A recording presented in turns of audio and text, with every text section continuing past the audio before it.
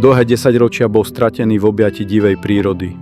Ruiny kláštora Mariánska Čeľaď, kedysi pýchy rádu Pavlínov, pohotil les a ticho. Miesto, o ktorom sa šepkali legendy, sa pomaly strácalo pred očami sveta. Dnes sa však karta obracia. Po rokoch nezáujmu sem konečne dorazili stroje a ľudia s jasným cieľom. Náletové dreviny, ktoré trhali historické múry, sú preč. Kláštor sa po dlhom čase opäť nadýchol a ukázal svoju pravú tvár v celej jej majestátnosti. Nejde len o estetiku. Vyčistenie areálu je prvým krokom k záchrane. Odborníci a pamiatkári už plánujú sanáciu najviac poškodených častí.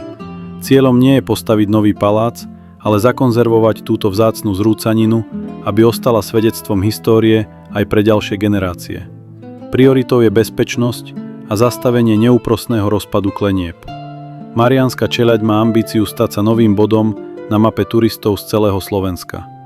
Blízkosť Podhajskej a unikátny génius loci robia z tohto miesta magnet pre milovníkov histórie i pokoja.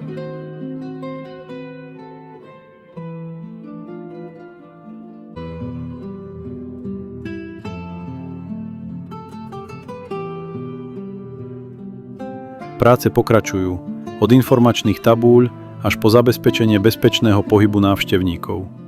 Príbeh kláštora, kde sa kedysi modlili bieli mnísi, píše svoju novú kapitolu. Kapitolu o tom, že ani tie najhlbšie rany času nemusia znamenať definitívny koniec. Príďte objaviť Mariánsku Čeľaď. Tentokrát už bez strachu, že sa stratíte v divočine.